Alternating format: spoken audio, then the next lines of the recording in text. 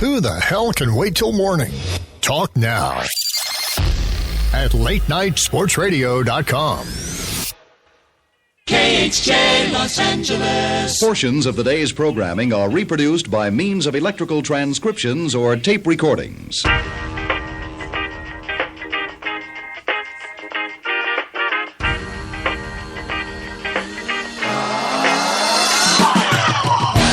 Currently available in free agency, this is 87 Sports Fans live on latenightsportsradio.com. But we're not cheap. No, we're nobody's whore. No. Well. What? Hello, ladies and gentlemen. This is Keith Gree from 87sportsfans.com, joined by my illustrious partner, Stephen Taylor. Say hi to the folks, Stephen. Hello, sir. Another week. Hello, folks. Another 2 hours of sports heaven for your listening pleasure here. Sports heaven. Reminder, we are on the air every Monday night at 10 p.m. Eastern Time. You can listen to us at latenightsportsradio.com. You can get the Spreaker app. You can find us on iTunes after the fact. But what fun is that? Talk sports as they happen. latenightsportsradio.com. Oh, and by the way, if you're here for the music, you're doing it wrong. So yeah. So you know what? I've been thinking about our show today. I'll be honest with you.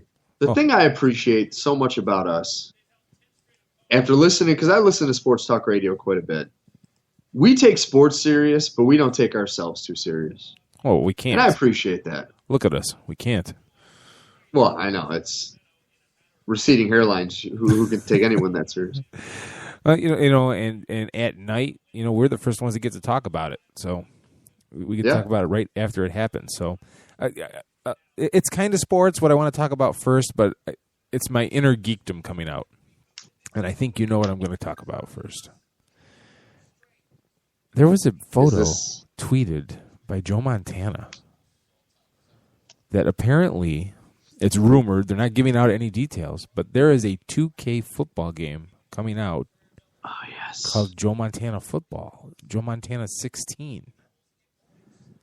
So it's all rumor and conjecture. It's rumored to be officially licensed, but I thought EA still held the rights. Exclusive rights. What I found on my little internet search, and I don't know if this is true, there's a small loophole that a first party can make a game. So it'll be an Xbox and PC exclusive because Microsoft Studios is going to make it. I don't know. That may not even be true. It doesn't make any sense to me, but fingers crossed. The other kind of video game news that's kind of new and maybe that isn't warranted of a leadoff spot on the show, but Rory McIlroy takes over PGA Golf for EA.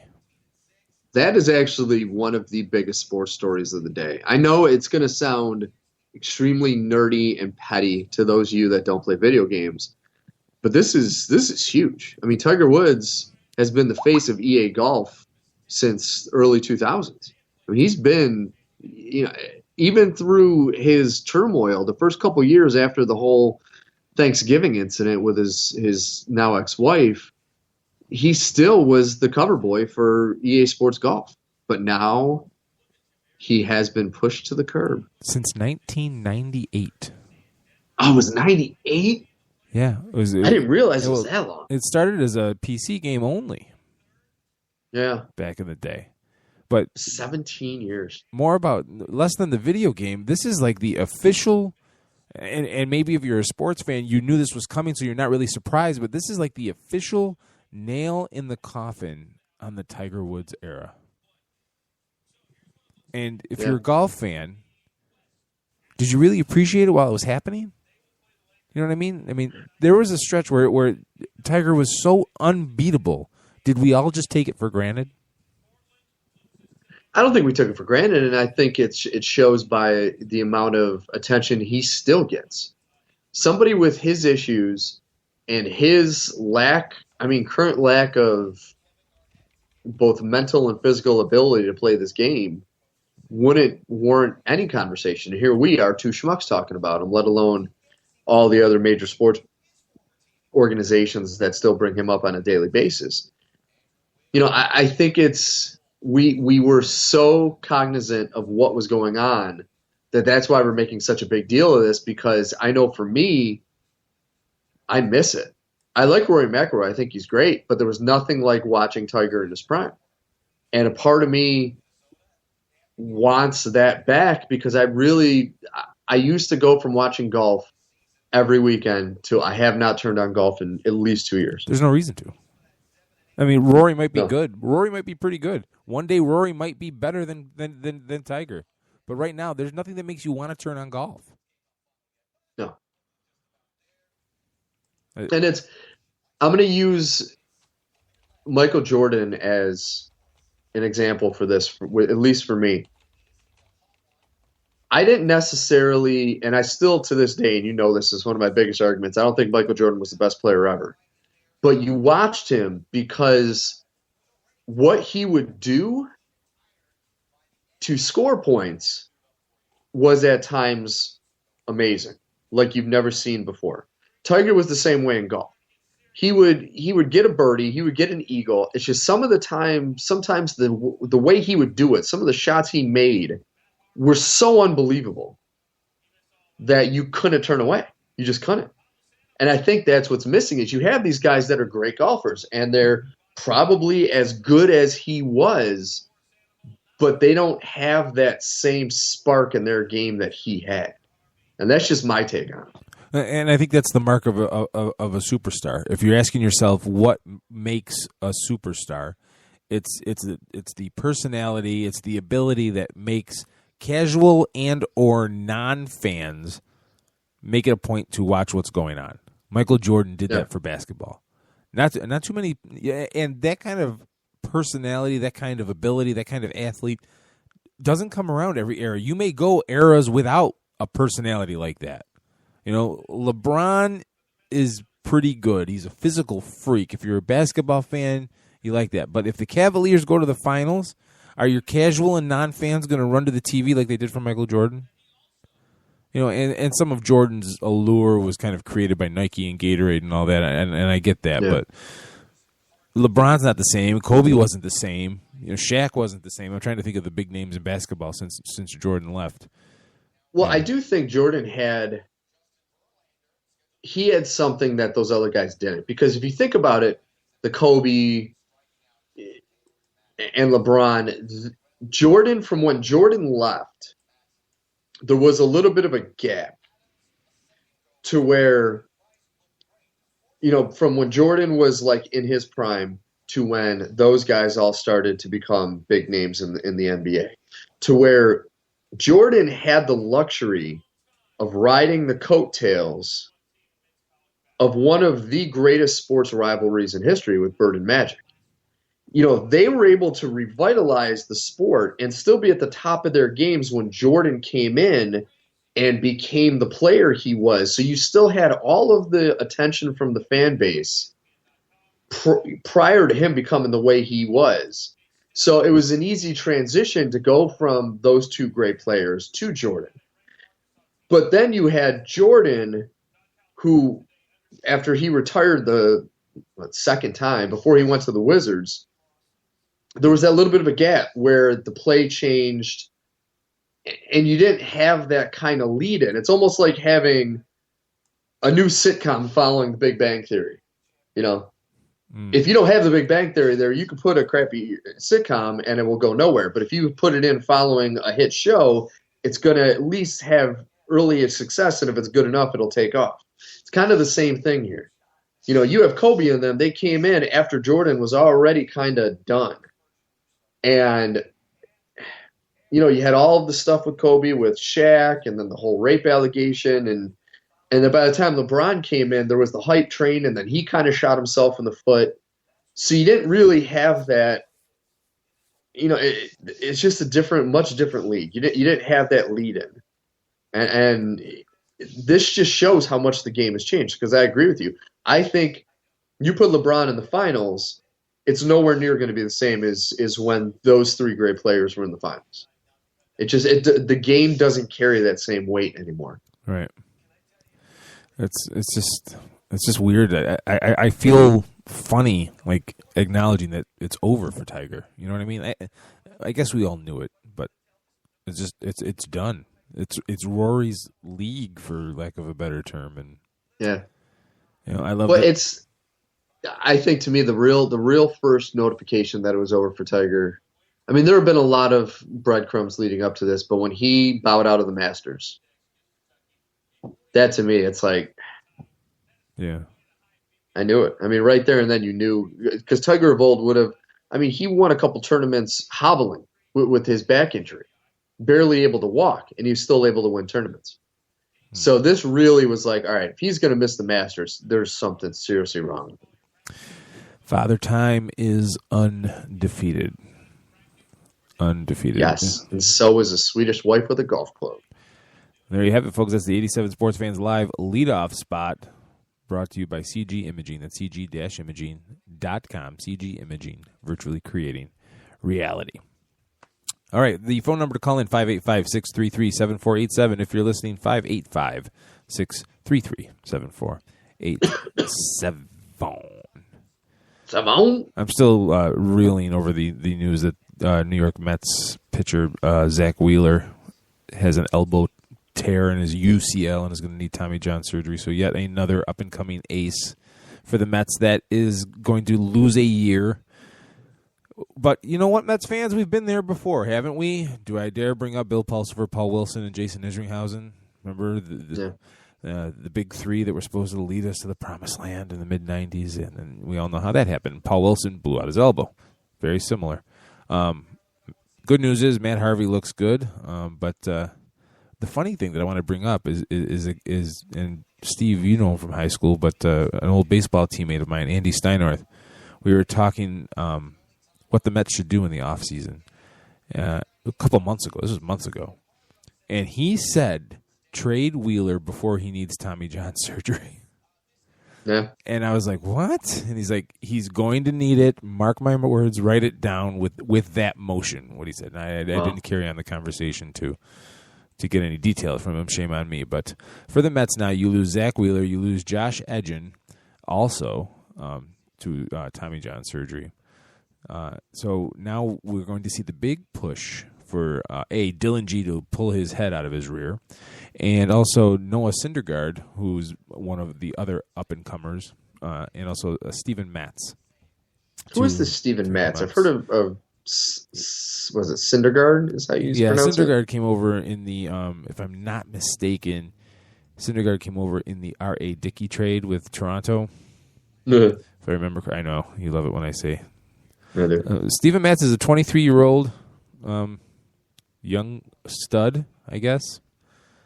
Left-handed starter, they're hoping. So we'll see what happens. We'll see how fast he gets rushed through. But he's a lefty. Yeah. It's very interesting. The Mets have a stable of young arms that if they pan out, things should be interesting. You know, when I look at the Mets, and you know, being a Yankee fan, I don't dislike the Mets. I've always respected the Mets. I was always a big Mike Piazza fan. When I look at the Mets, I look at a team where all I could say with them and the way their luck always just completely runs out at the worst time is somebody drank Joe Boo's rum. Wait, say that again. Somebody drank Joe Boo's rum. You know what I'm talking about. Yeah. From Major League? Yeah. Somebody had a Joe Boo in their locker room and somebody drank his rum because they have that kind of luck where they're getting hit in the back of the head with baseball bats during batting practice. They just seems like they make strides, and you look at them and you're like, wow, this is going to be a good team, and then something happens and you're like, what happened? Yeah. I mean, there were all those years where they would start great, and then after the All-Star break, they would just piddle out. No one wants to admit this, but they have not been the same since Bobby Valentine. No, not since the mustache. I'm sorry. But Bobby Valentine came and they started winning. Yeah. And obviously they didn't win the World Series, but they just started winning. They started winning series, and it translated into, trips to the Subway Series against the Yankees. We all know how that ended. We're not going to bring that up. I know how that ended. But then they made Bobby Valentine the scapegoat for Steve Phillips being a goof. And then he kind of danced around, contention, and then the Willie Randolph era and Omar Minaya. Yeah. And then Carlos I forget about the Willie Randolph era. And don't forget about Carlos Beltran taking strike 3 to end the NLCS. Don't ever forget that. That's emblazoned in my mind. That's a good sound effect. It's just absolutely emblazoned. Emblazoned. That's going to be the word of the day. Emblazoned. Emblazoned. Next segment brought to you by Emblazoned. But anyway, I was just thinking about something. What kind of a legacy is it for the family of both Tommy John and Lou Gehrig that their memories are based on a serious injury that causes everyone to cringe and one of the worst diseases ever known to mankind? Tommy John surgery has been credited with saving the careers of a lot of players. Well, it saves the career, but you still it has ended more careers than it has saved. Well, it hasn't ended any. You lives. have to agree with that. It hasn't ended any lives like ALS. No, but I mean, it's just like you look at these two players, and like you have two great careers, and they're remembered for these terrible things. I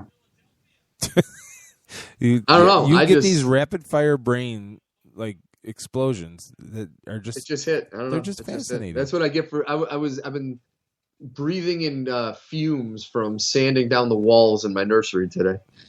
You are Ice Dam Central over there. Pretty much. Not anymore. The ice is melted, thank God, so everything's clearing up. You should rent yourself out as a resident ice dam expert. Yeah. I'll tell you how to do it. Rip the wall down and put it back up. That's how you fix it. All right. A reminder, folks, and I'll put a blog post up later, and I'll make it sticky. Join the 87 Sports Fans March Madness bracket group. We're going to run it through ESPN again. And if you win, you may take home your very own beer stein of knowledge. Who won last year? Was it my nephew? No, Brian did. No, he won the first year. Who did win last year? Wait, I won last year. Did you win last year? Yeah, you won. Yeah. Yeah, you did. Geez. Go figure. See, and that's how memorable the prize is, folks. Can't even remember. So memorable. All right. So we got about how long till break here? We got about 5 minutes till break. Shall we dive into the NBA scoreboard? Why not? Why not? I think there's one game we definitely have to talk about. Well, which one is that, Steve? You look at the scoreboard and you tell me which one I'm thinking about. The Miami Heat are clobbering they were. Now it's only 14 points. The Cleveland Cavaliers in Miami, with by all reports, Dwayne Wade having a fantastic night, 28 points for him. What's your take on this? Because do you think these guys have time for like grudges? Like, you think Wade is like ticked? I mean, Bosch is out for the year with his blood clot and everything. That's a whole other issue. But you think Wade's like ticked the way it all went down? He's not going to say. He's not going to say anything publicly. I don't think he's mad at all. It's just one of those things that, regardless of what happens behind the scenes, he still has to save face in front of all the fans and not go out there and put up an egg against LeBron, because all Miami Heat fans, regardless of what happened behind the scenes, they still blame LeBron up and down for him leaving. And Wade and him are buddies. I mean, he has said numerous times that LeBron told him that he was thinking of leaving and that he was not surprised at all LeBron left.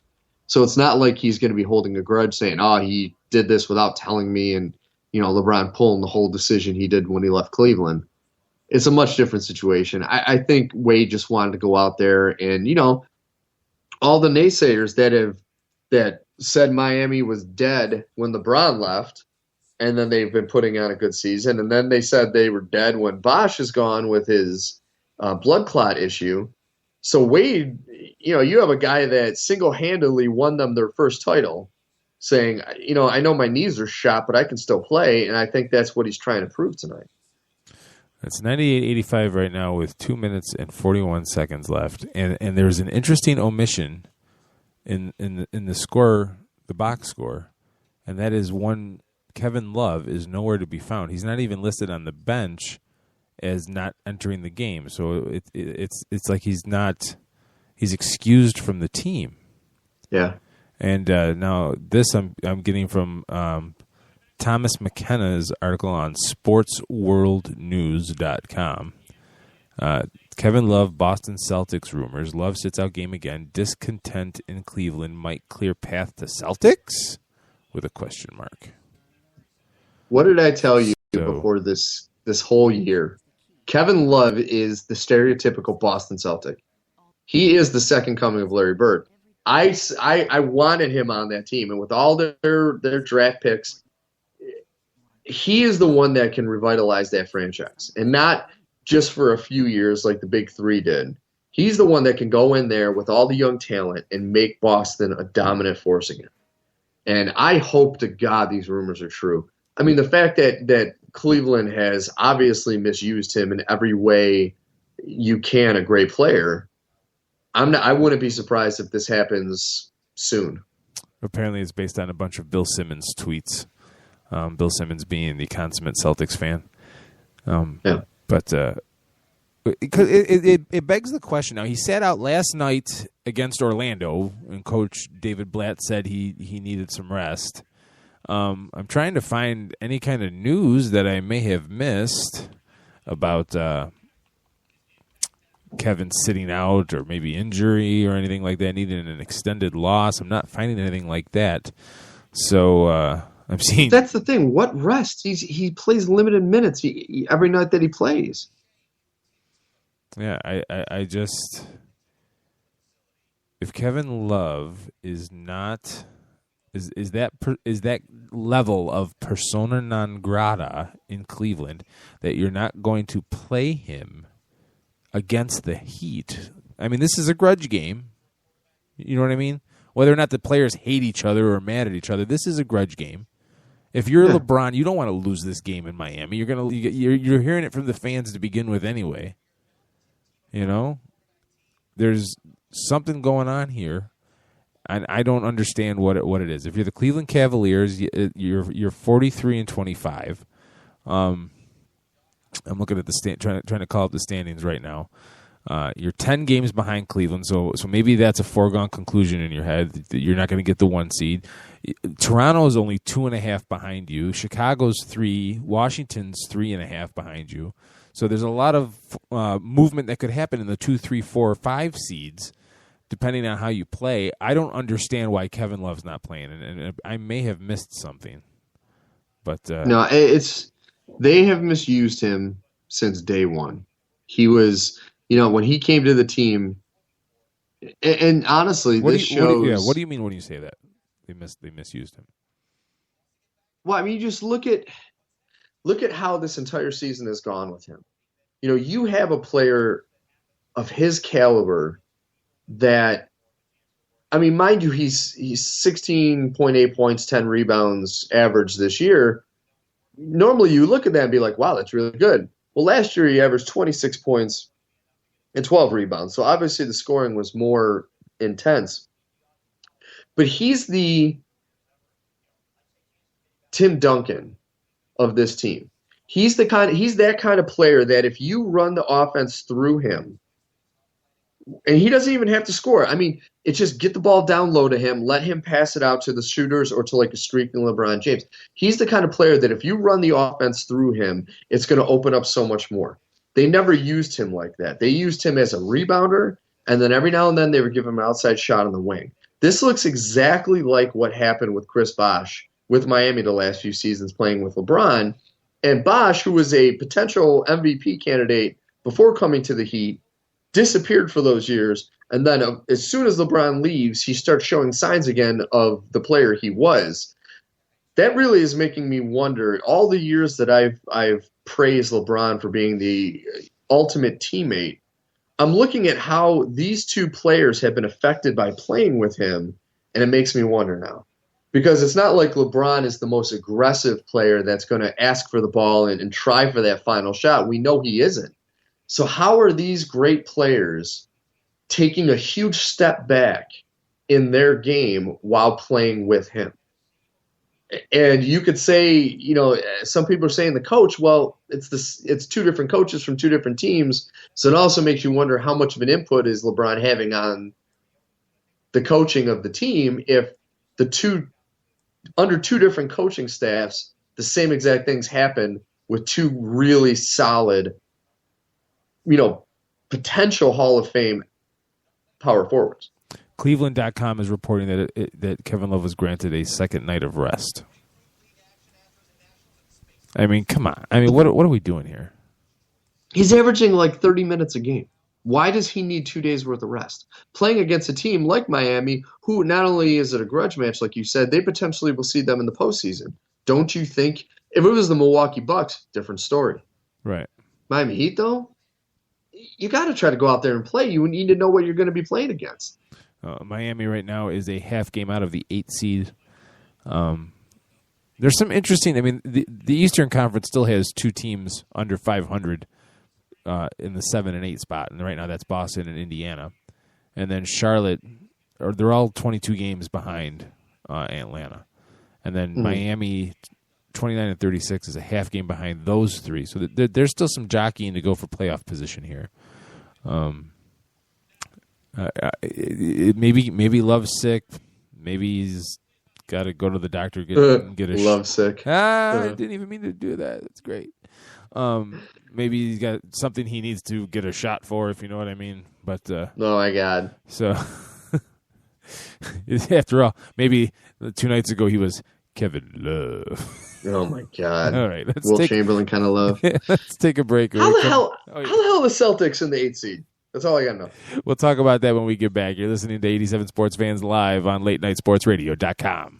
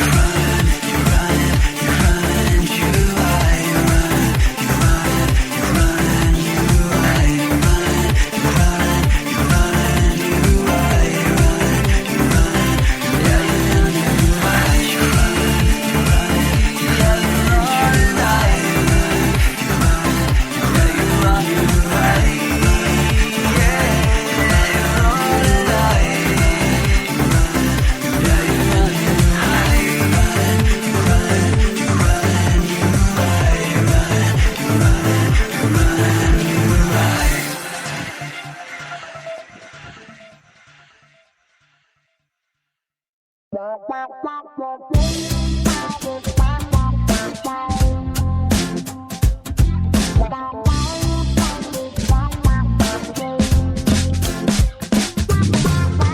you're a mystery. Tell me what's a girl gotta do? Looking at the history doesn't seem to give any clue.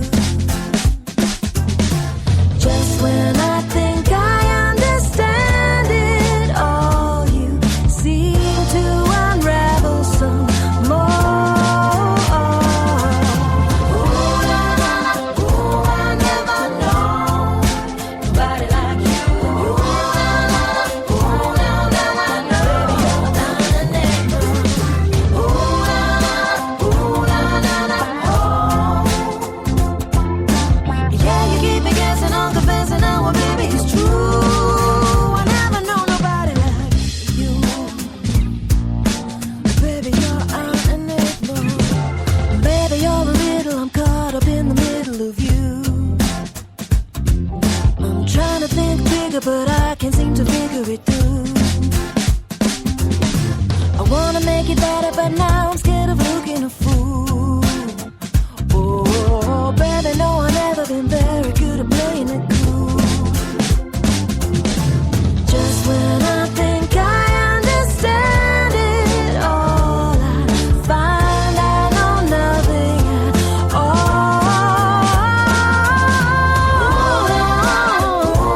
never know nobody like you. Ooh, na, na, na, ooh, now I know. Baby, you're an enigma. Ooh, na, na, na, oh. Yeah, you keep me guessing, I'm confessing now, baby, it's true. I never know nobody like you. Baby, you're an enigma. Ooh, baby, you're an enigma.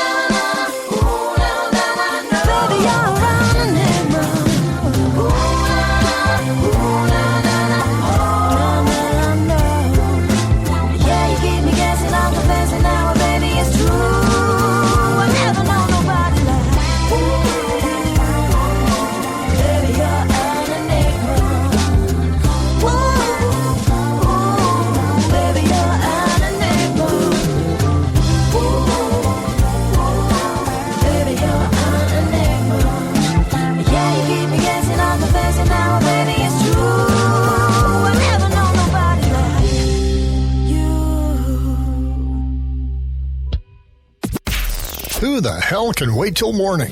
Talk now at latenightsportsradio.com.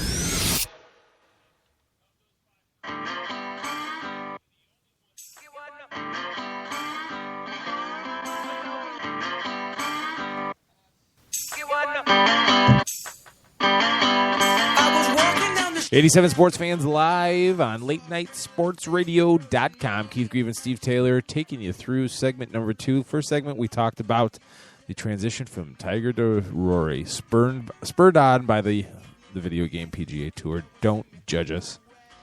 And then we talked a little bit about the Miami Heat and the Cleveland Cavaliers, which that game is now a final. And the final score of that, where to go? I lost my score here, 106-92. Kevin Love given a night off for the second night in a row. I just don't get it. 585-633-7487 if you want to call in. 585-633-7487. So you brought up an interesting point before we went to break.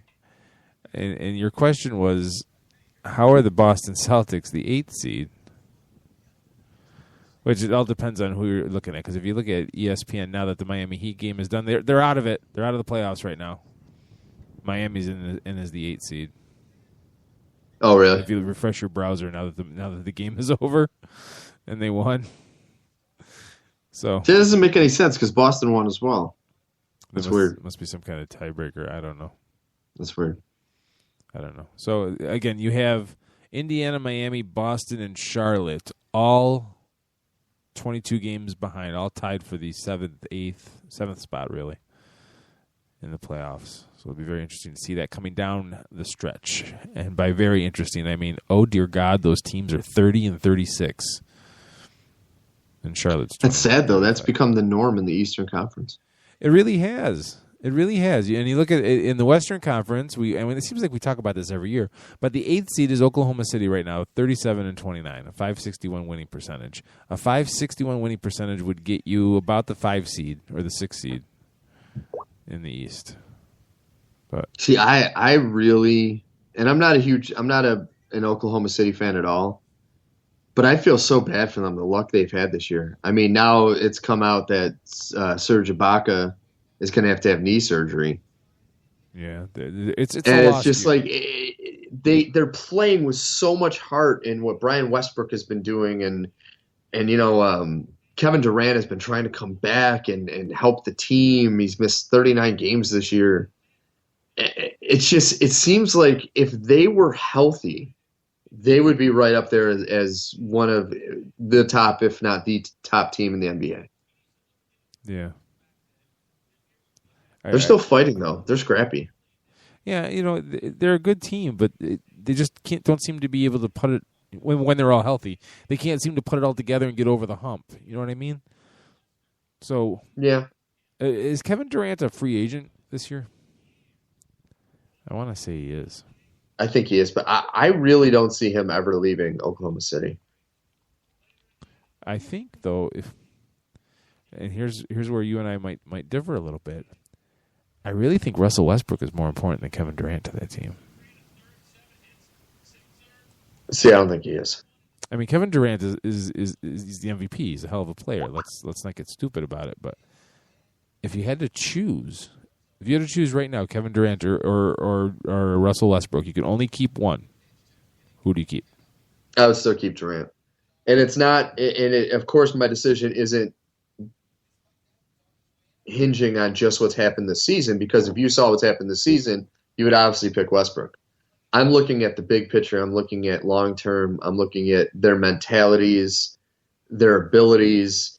And Durant is the better player. He's the better leader. He's the better teammate.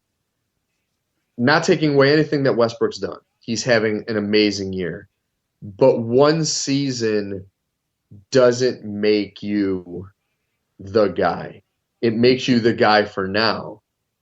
But it's like, there was times when Jordan was out that Pippen would pick up and he'd be like, oh, well, Pippen's doing great. Who do you think's more important? Well, at the time, Pippen was playing good, but Jordan was out. You got to look at the big picture. And to me, the big picture, Kevin Durant is still the best scorer in the NBA. I think he's surpassed LeBron by that because he has a better outside shot and he does drive, not to the extent that LeBron does, but he has been improving his down low game. But to me, I think Durant is just a great individual and the kind of person that you want to build your team around, not only on the court but off the court. It'll be pretty curious. Durant is not a free agent until next season, for the record. So they have some time to think about that. Yeah, I think I don't see Durant. I think he's going to be one of those players that's going to stick with his team until the bitter end. But I don't see him. There's these rumors like, he would want to go to like a team like Washington. No, I don't buy that. Could you see him on that team, though, with John Wall, Kevin Durant, and Gortat in the middle? That might be interesting. Good news for you, Steve. I don't know, because the way that Washington is playing, I think that would completely throw off their current dynamic. It would be, and I know you put in a great player like Durant, but how is that gonna? It would be how is that going to adjust how things are done? It would be a completely different dynamic. You'd have to find a way to mesh it all. Exactly. That's the problem. That's the problem you have when you bring a guy in. Because right now, I don't think even Westbrook would. Well, he might, but everyone knows that's Durant's team in Oklahoma City. He's the MVP. He's been the guy from his first season in Seattle when they were still the Seahawks, Supersonics. Durant is the guy. He's that guy on that team until he leaves, which I still don't see happening. So to me, I don't see any kind of reason for him to leave whatsoever. Yeah. There doesn't have to be a reason, though. It's a question of, will Oklahoma City pony up MVP money?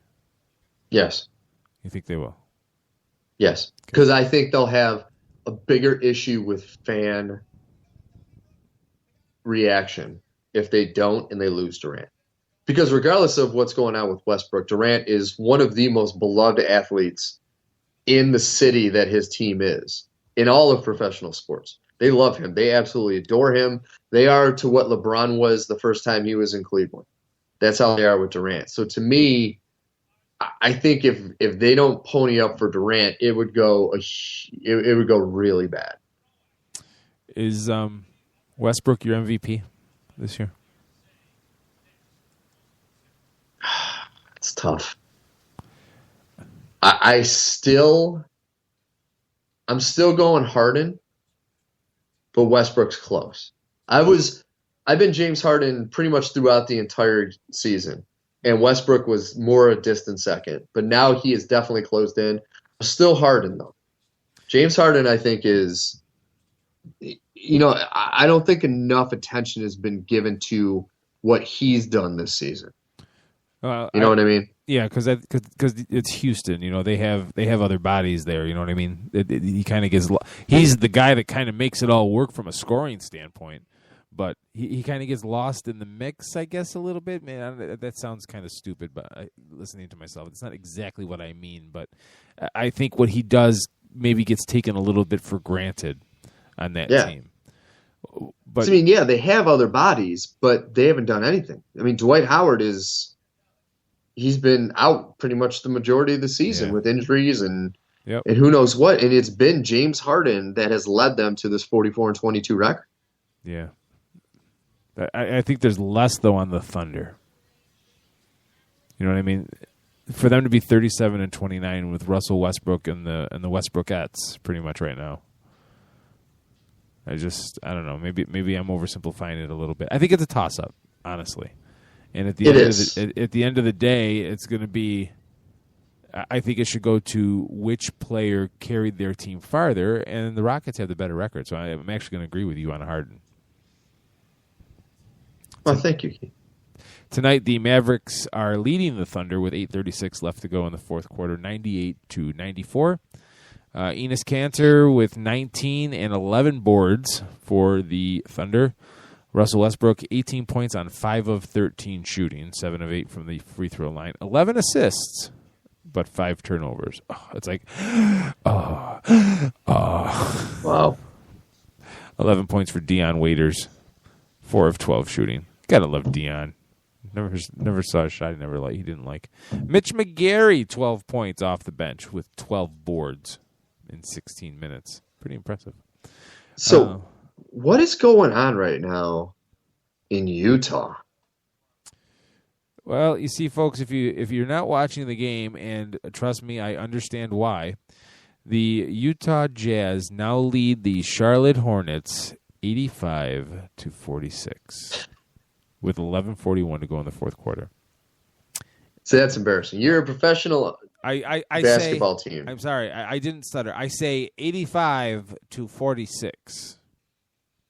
How is a professional basketball team? Oh, wait, it's 48 now. In 3 quarters, only able to score 46 points.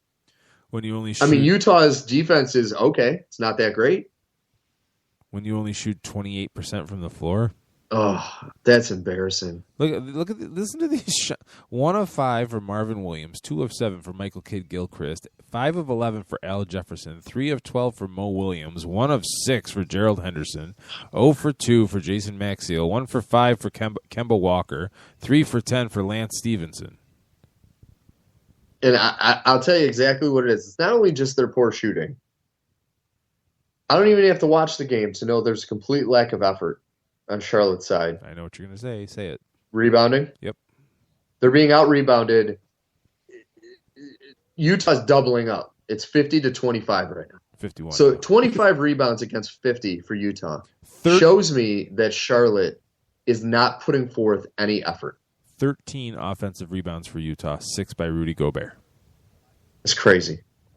And look at the assists, too. 19 assists to 7. I mean, it looks like Charlotte isn't even there. Rudy Gobert with 20 rebounds. That's crazy. That's just so crazy. Rudy Gobert is a center to watch, kids, because he is a difference maker. Maybe not offensively, but defensively and on the glass, he is a difference maker. Now, if Axum can take a couple steps forward, you still have Trey Burke on this team. I'm looking at the young players right now. Derek Favors isn't exactly old. He may not be what we hoped he would be, but he's not exactly old. So there's still hope there. We could be seeing the beginning of a nucleus in Utah. You would hope so, but Utah's always been one of those teams that no matter what players they have and Hall of Famers going back to the Hornacek, Stockton, Karl Malone days, they're one of those teams that I look at them, I'm like, you're never going to win a title. Ever. In the history of your franchise, you're never going to win a title. And it's not that I don't like them. I don't dislike them. I'm kind of indifferent, but they're just one of those teams that you never – I would be shocked if I ever saw them hoisting the championship trophy. Well, I mean, not for nothing, but if you couldn't do it with Stockton, Malone, Hornacek, Brian Russell, Greg Ostertag, I hated Ostertag. Mark Eaton. Yeah, but Eaton was back in the day. But in the mid '90s, when the Jazz went to the finals against the Bulls, it was the Ostertag show. It wasn't really the Ostertag, but I just called it the Ostertag show. I hated Greg Ostertag with a passion. There's that 30 for 30 about Christian Laettner. I hate Christian Laettner. I hated Greg Ostertag. He was a thug. I want to see that Christian Laettner thing. I heard it was fantastic. Yeah, I heard it was really good. Do you hate Christian Laettner? Oh, I despise Christian Laettner. Why? Why did you hate Christian Laettner? Because I'll tell you the honest truth. I didn't like him just because he looked like a prissy, elitist, douche. But what really made me dislike him is, I know it wasn't his call, but with the Dream Team, it should have been Shaq instead of Laettner. I know he was Player of the Year, and that's why he got the spot. But when I saw that team, and I was looking at and then the rookie seasons for both of them, how did Shaq not make the Dream Team? Shaq should have been the backup on the Dream Team, the one college player. I think it was in the book Dream Team by yeah. Oh, I'm blanking on the name. Bad host. Bad host. But I think it was because it was pretty much just a practice body, and Chuck Daly wanted somebody whose game more likened to the European style. And Shaq. There is nothing European about Shaq. No, nothing. But I think that would have, because right now you look at the Dream Team and you almost want to say they were perfect, but then you remember that Laettner was on the team. If Shaq was on that team and he was there at college, I would say that was the best basketball team ever put on a court in the history of the world. All right, let's look at another final score and a team that has been Jekyll and Hyde this year. The Washington Wizards beating the Portland Trail Blazers 105-97 in Washington today. LaMarcus Aldridge with 24 points, 12 boards. John Wall, 21, 9, and 11 assists. I find myself rooting for the Wizards, Steve. Well, what about you? I know you're an Eastern Conference guy, so it might be different, but... Not unless Wes Unseld laces up those sneakers, and gets back out on the court. No, I don't know. I just, once again, I don't root for these teams because I know that they're never going to go anywhere. The whole dichotomy of the league, and we've talked about this a million times, there are 6 teams who in the beginning of the season we said what 6 teams we thought would be the final 6 in the playoffs. And I guarantee it's going to be those teams again. So I don't know. I don't root for these smaller teams because I almost think it's an afterthought. I know it sounds douchey, but that's the current state of the league. I think if the Wizards get hot in the playoffs, they could make somebody's life miserable. Oh, they'll make somebody's life miserable, but they won't go. I mean, they're going to be in Atlanta Hawks or Indiana Pacers a couple seasons ago. You know, they're going to be that team that might take you to a Game 7, but they're still not going to win. And I have nothing against them. I really don't. Sounds like you It's do. just that's the sad state of the league. You can almost call it. For the Trailblazers, Aaron Aflalo with 15 points. Damian Lillard, 14 points, 9 assists. I will follow you. I'm just kidding. Oh, my God. 12 points for Nicholas Batum with 15 rebounds. And also 12 points for Chris Kaman off the bench. For the Wizards, Nene with 12 points, Paul Pierce 16, Marcin Gortat with 16, John Wall 21, I said already, and Bradley Beal with 23 on 4 of 4 shooting from behind the arc. Very Taylor-esque. Yeah, I got to give Pierce credit. You know, I kind of wrote him off. You know, he's too old and he can't make a free throw when it counts, but he's having a decent season with Washington. He's not one of those old players that should have, you know, bowed out or before the season started. He's actually become not the key focus of the team, but he's definitely helping out. He's actually shooting a little bit better than his career average right now. Yeah. He's what the Nets thought they got last season. Oh. That's the truth. Oh, it hurts. It does hurt. The truth hurts. The truth hurts. Sure, not as much as jumping on a bicycle missing a seat, but it hurts. Let's talk about your Celtics here. I mean, the Lakers and Golden State are tied, but who cares? Golden State's going to win that game. We know that. Toronto beat Indiana. Yeah, okay, Toronto should win that game. But let's talk about your Celtics beating the 76ers 108-89 tonight with a 38-point first quarter. Well, they did play against the 76ers. I know, but still. Well, if you look at the stats, the big thing that stands out to me is there were 7 players in double figures. That alone, that tells you that there was a solid team effort on offense. And so that's nice to see. It's nice to see that they had a solid shooting percentage, shot 500, free throw percentage 800. I mean, it's not spectacular. They only missed 3 free throws though, so that I can live with that. They're rebounding, they're getting assists.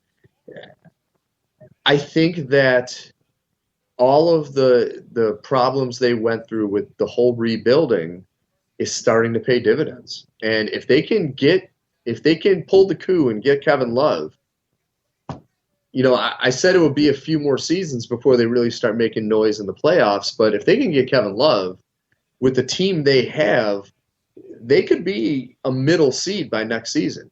We're talking like 4 or 5 seed in the East, which once again isn't, setting the world on fire. But I think Danny Ainge and all of his moves is actually starting to pay off. Well, you look at the roster, you got guys like Tyler Zeller, Marcus Smart, young players. Evan Turner's been in the league a couple of years, but he's not over the hill by any stretch of the imagination. Sad note, Steve, Jerry Wallace, DNP coach's decision. Yeah. Poor Jerry. But that's too bad. But like you said, they are playing a 76ers team that started Luke Richard, Mbah Moute, Nerlens Noel, Isaiah Canaan, and Jason Richardson, and Hollis Thompson. That was your starting 5 for the Philadelphia 76ers. Poor Jason Richardson. What did he ever do to get put in this position? Let's talk about Glenn Robinson III not being able to get in the game because the coach didn't deem him good enough to play on this team. Yeah. That would be major. That would be a shot to my pride that I don't think I'd ever recover from, to tell you the God's honest truth. Glenn Robinson III.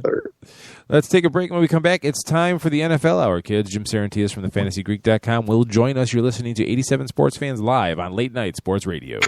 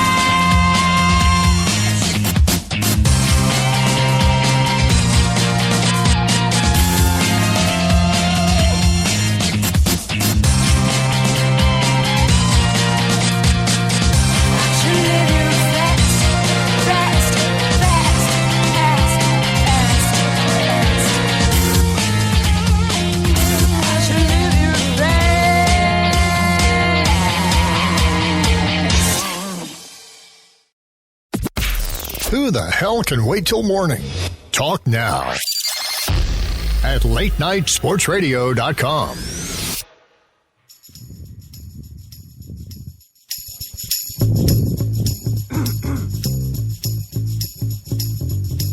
Yeah. Bring it. 87 Sports Fans live on latenightsportsradio.com. That's right. It's the NFL Hour. Kids, Keith Grieve and Steve Taylor from 87sportsfans.com are now joined by Jim Sarantias, the Fantasy Greek himself from thefantasygreek.com. Jim, welcome back to the program. Keith and Steve, how the heck are you guys? Living the dream, sir. You are. Dude, your ice damming situation, I'm so sorry for you. No, that's all right. I have one of the walls completely up and ready to paint it, and hopefully the next one won't be too much longer, and everything will look normal. Yeah. Well, it's a lesson learned. You got to rake your roof. It's first sign of snow. You got to rake your roof. That's good advice for the listeners out there. I'm glad we can work in some real practical advice into the rest of, our sports narrative. There we go. The ghost of Bob Vila lives. Hey, by the way, I was seriously contemplating, Keith, how you always say it's the best hour of, I don't know. Is it best hour of football talk on the internet? And I got to tell you, I think it's the best 1 hour of anything you could possibly be doing right at this moment. I've seen so many things, then just go, this is a waste of time. I don't need this. Except for our 1 hour together. Right. And the best part about it is everybody can call in if they're so inclined at 585-633-7487, 585-633-7487. So kind of a free-form show today. So Jim, just off the top of your head, what's going on in Philly with Chip Kelly working out Tim Tebow? Besides the crazy that you just sort of sit there and go, that's crazy. I'm sure they're just updating their notes, just checking to see how the guy is in terms of, is he in shape? Is he this? Is he that? Maybe it's, I hate saying it, it could be subterfuge to get people to think that they might be considering that, get everybody to stop looking at Marcus Mariota. Some teams do play mind games like that. Yeah. As stupid as it is. I mean, really, who cares? Right. I mean, is anybody really going to believe that there's a chance in hell that Tim Tebow is going to be a contributor to that team? I don't know. I mean, it's a topic that we could sit here and discuss for a while, but we're obviously not going to. Right. I think what's more interesting, Keith, is did you see the more recent news? 49ers second-year man inside linebacker Chris Borland retired. Yeah, I was going to do that after I talked about Chip Kelly being crazy. Well, do you want to stick with Chip for a little bit? No, I just think we're finally getting. They reorganized Philadelphia's front office this season, and Chip is pretty much in charge of everything football related. And you see the mad scientist side of him really this offseason more than last season. And it's you trade Shady McCoy, and you're saying that it's all about money and clearing cap space, and then you throw a boatload of cash to DeMarco Murray.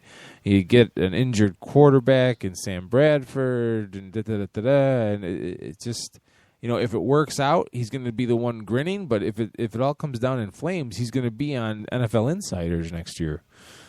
I just think it's a giant gamble. But if he knows what he's doing, we can't judge it yet, I guess is my point. But it just screams just bat crap crazy.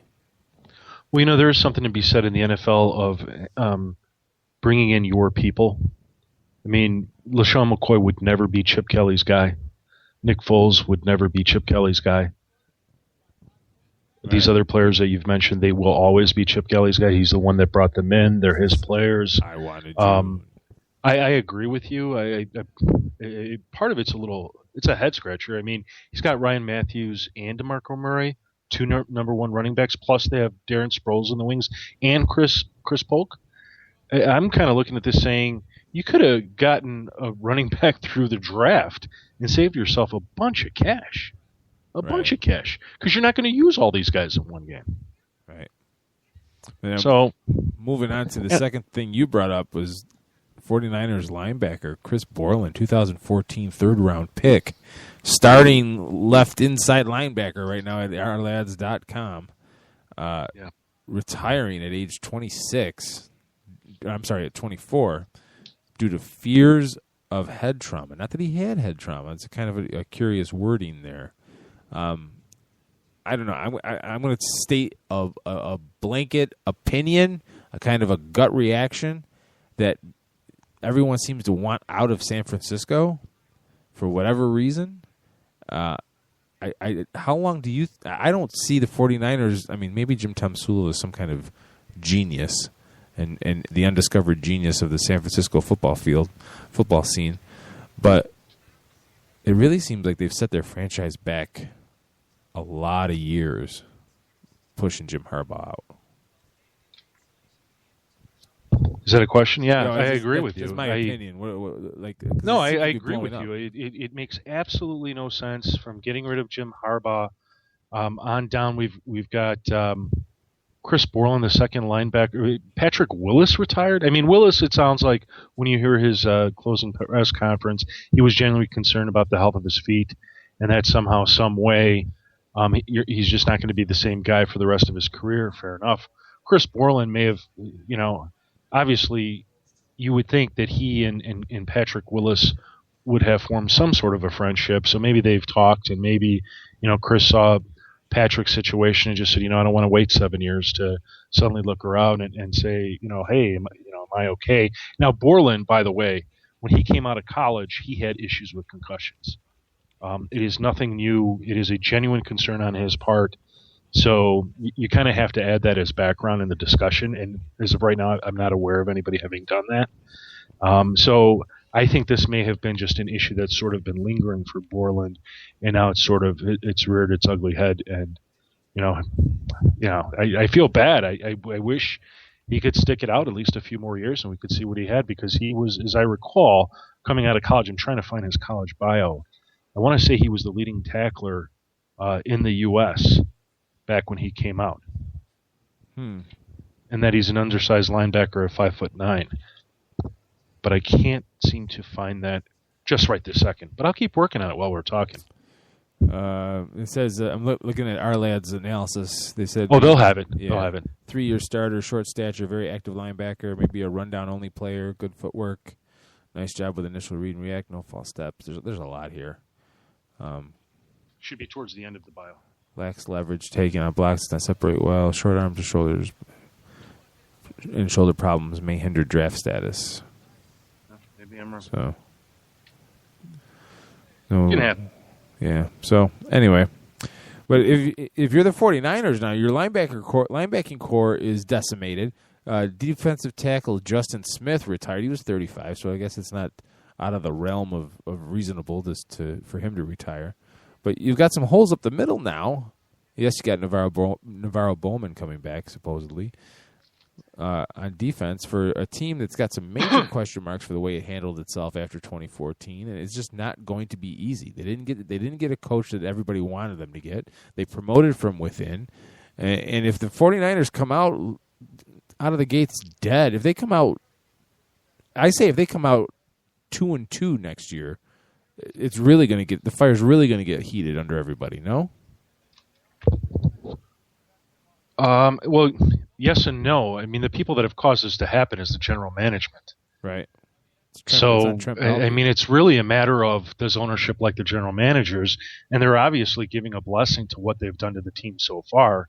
I could only see it happening if, really there would have to be some upheaval in the fan base for that to happen. So we'll have to see. I mean, as of right now, if you're a 49ers fan, you have to honestly believe that this team is rebuilding. There's no other explanation. Yeah. Which is, how do you go, if you're a 49er fan, to go from Super Bowl, conference championship to rebuild in a matter of 2 seasons? I don't know. Did you like the signing of Reggie Bush for them? I think they needed to add a running back to truly complement Carlos Hyde. Reggie Bush is a short-term answer. I want to say he's 29, 30 this year.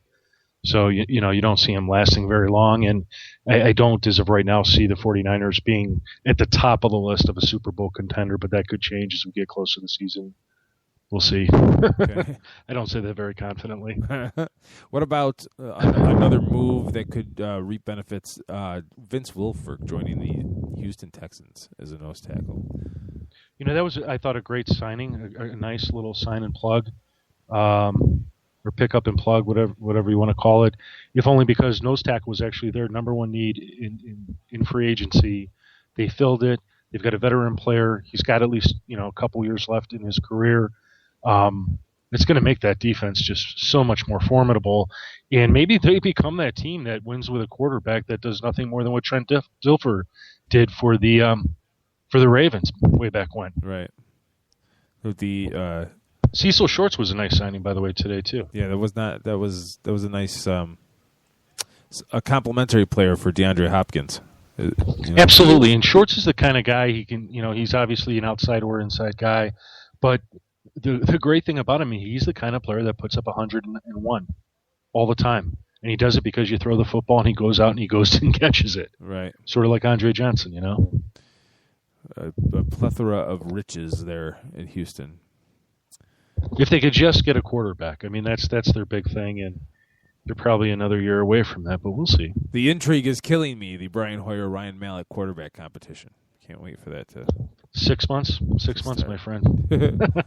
Close to 6 months, anyway. What did you think of the Browns signing Tramon Williams from the Packers? It was interesting. It was interesting both how much they paid him and just the fact that they did. They obviously didn't get enough from their rookie cornerback to pass on a cornerback during free agency. So I think Tramon is clearly going to have a role. He appears to be an upgrade for now. The money was a little steep. I think it was 21 million 4 years. Yeah, it was too much. It was a little too much, but you know what? The Browns aren't making splashes, and they're not making splashes because it sounds like, regardless of how much money they're putting on the table, people are just saying no. So they needed to sign somebody. It's funny because they weren't a bad team last year. They had the quarterback issues. They still do. Josh McCown penciled in as the starter. Johnny Manziel in rehab.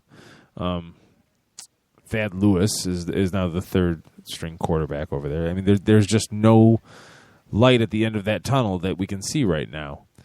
But the defense is good enough, and the running back stable of Crowell and West last year seemed to perform well. Whether they can continue that or not is another story. But Brian Hartline coming over was a nice signing, but not a real. What's the word I'm looking for? It wasn't something sparkly. You know what I mean? It didn't. There was no cachet. Yeah, it wasn't sexy. That's the word I'm looking for. Yeah. Brian Hartline is a streaky wide receiver in terms of his stats. He's not really. He's a complimentary receiver, but you still need an X and a Y. You still need two players that can, sort of, be closers. And Dwayne Bowe's come up in the conversation. That would be an excellent signing if they could get him. There was that I saw earlier today. There's some story. I didn't really hunt it down to see sort of where it began and where it ended, but apparently there was the Browns looking into getting Larry Fitzgerald. Oh, I did not see that. Yeah, that would have been an excellent signing too, of course. But they're back to the problem that several teams have. They lack a quarterback, and there's just nothing that in the short terms looks like it's worthwhile. The organization appears to still be in dysfunction. Every time they seem to sort of straighten things out, some other story comes out and just clobbers them and maybe not blindsides them, but blindsides the rest of us. Mm-hmm. And we're left with we want more, not less. We want more. We're just not getting it. The Bears signed an offensive lineman today. They did. Did you also hear the story about Mason Foster? I did. Okay. Which Go ahead. The Mason Foster one intrigues me. The Bears' offensive line has been lackluster all up and down, so it's not a surprise that they reach out and try to improve themselves.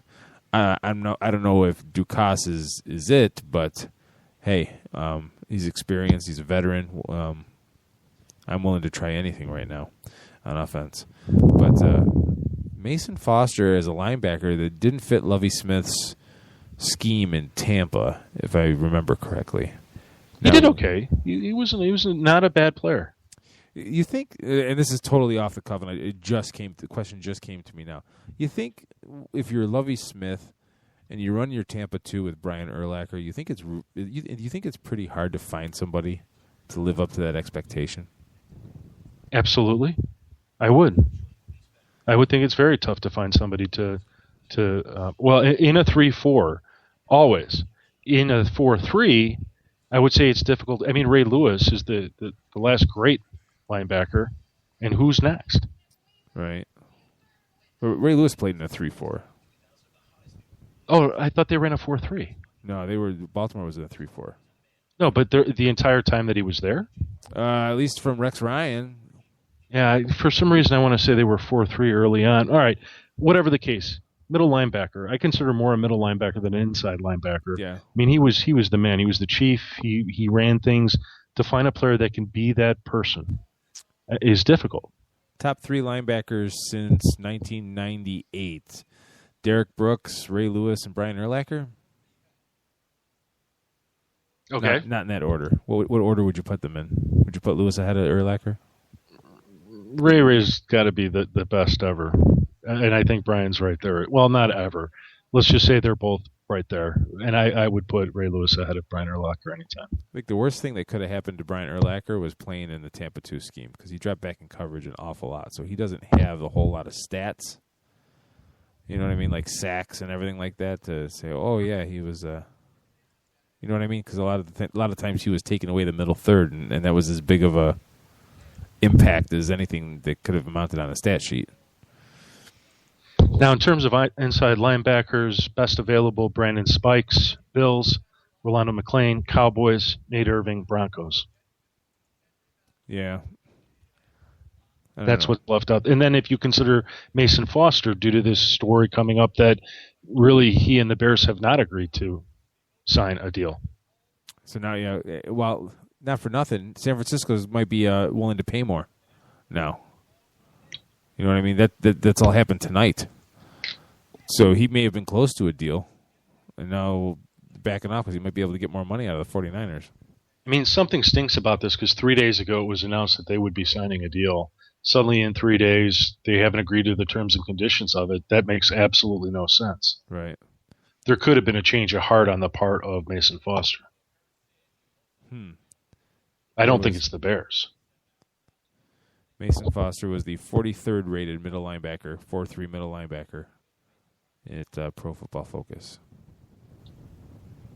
Did not rate particularly well against the run, so it would be interesting. The Bears moving on from DJ Williams, Jonathan Bostic, young, unproven, a position of need all around. And even with Lance Briggs, really all 3 linebacker spots really up for grabs with the Bears. I mean, Christian Jones showed flashes last year. Daryl Sharpton showed flashes, but we're not sure he'll be back either. So it's just curious to see what happens. Maybe they go out in the draft. I personally think they should go D tackle first round, but interesting. Very, very interesting. So, is there anybody off the top of your head, like when you see something like Mike Wallace going to Minnesota, what does that do to his fantasy impact? Is there a notable fantasy impact going from Tannehill to Bridgewater? Well, here's the thing.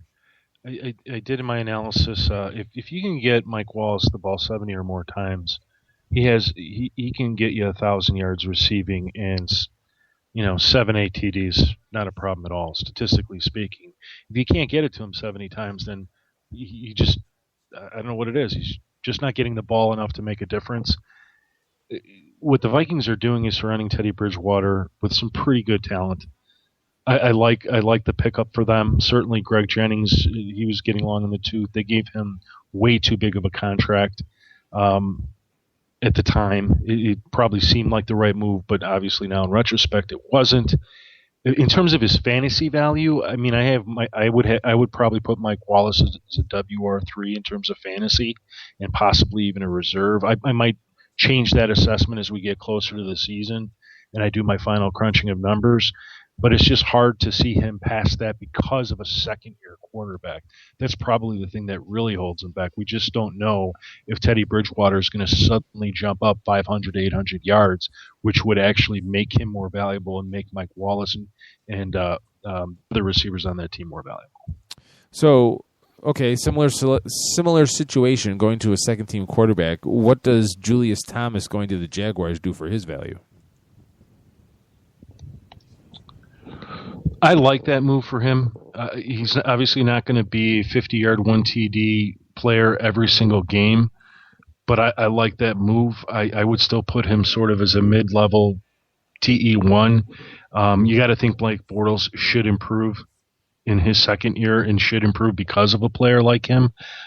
He's not going to, I wouldn't project him at 1,000 yards and 8 TDs. I would probably lower it a little bit because of this uncertainty and call him more of a 600 to 800 yard guy, 6 to 8 TDs, which should put him right there in the middle. Okay. All right. Well, let's take a quick break. And when we come back, we'll talk more football because why not? It's the NFL Hour, right, folks? You're listening to 87 Sports Fans Live on LateNightSportsRadio.com.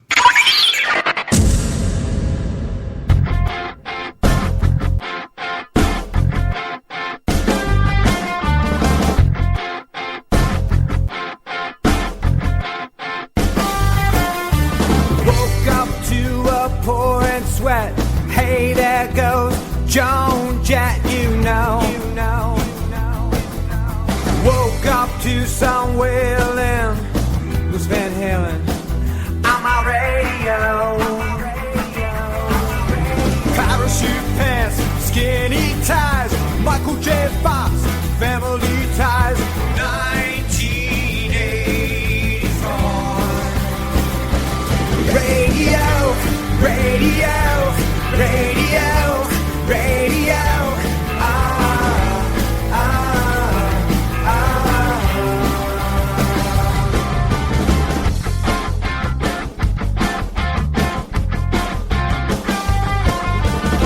Don't want no more 90s shit. Nirvana was cool and maybe Pearl Jam, but that was it. Give me Springsteen, rock and roll, Cheap Trick, not Oingo Boingo. Hey, Joey Ramone, leave Michael Jackson at home. Radio, radio, radio, radio.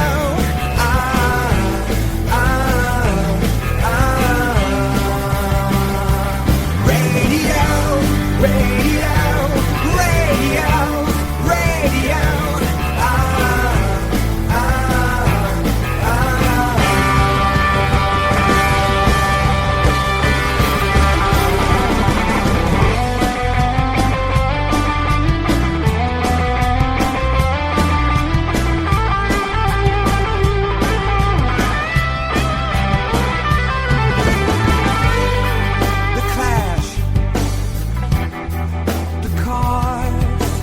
One-hit wonders, they're all stars.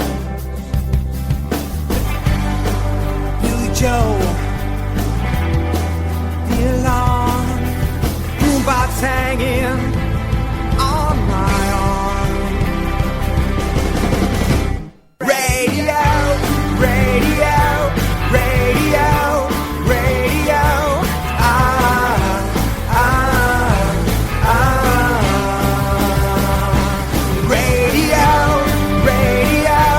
Radio, radio, radio.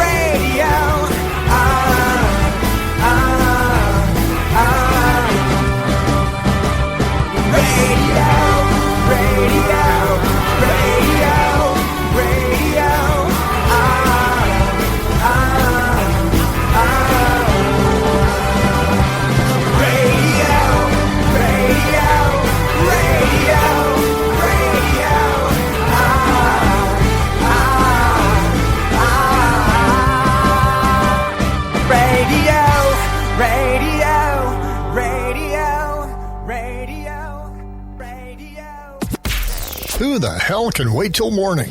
Talk now at latenightsportsradio.com. Ready? 1. You will do this 4 times with the left, 4 with the right, then 8 times with both, then repeat. 87 Sports Fans live on latenightsportsradio.com. It's the NFL Hour, kids. Jim Sarantias from thefantasygreek.com, joining Keith Grieve and Steve Taylor from 87sportsfans.com. Welcome back, kids. The first part of the hour, we talked about pretty much everything that's happened in the NFL today. Keith, is that a diaper on Steve's head? Yeah, Jim, I saw your dancing, and I just couldn't. I'm sorry. I couldn't witness it anymore. Jim was chair dancing. Yeah, I just have diapers lying around my house. My son isn't here for another month and a half, and I have diapers lying around my house already. Oh, at least they're clean now. Yeah, it smelled nice. Just wait. Oh my Sure God! about that, Keith? Just wait. Well, they're not Steve's diaper, so you got Diapers. You got that going for you. So, Steve, you were in a technological blackout the last segment. Is there anything? Of course, I was. Is there anything you want to talk about with the NFL? I think that the Chicago Bears are going to be 500 this year. That's all I want to talk about. Just the Bears? Well, I heard you guys talked about everything else, so, I don't know exactly what your discussions were about. I know what the topics were, but I don't want to just start interjecting blindly. Well, we were talking about the Bears signing Vladimir Dukas and willing to try anything, and then we talked about whether we thought Mason Foster would be a good linebacker. He certainly didn't rate very well at Pro Football Focus, but I'm the sabermetrics guy. You guys are Of course you are.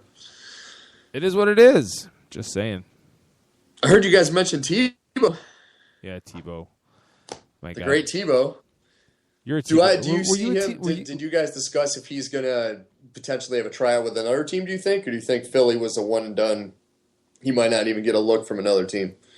I think this is Chip Kelly being the mad scientist personally and just trying to basically stick his middle finger up to the world saying, I'm going to do whatever I want.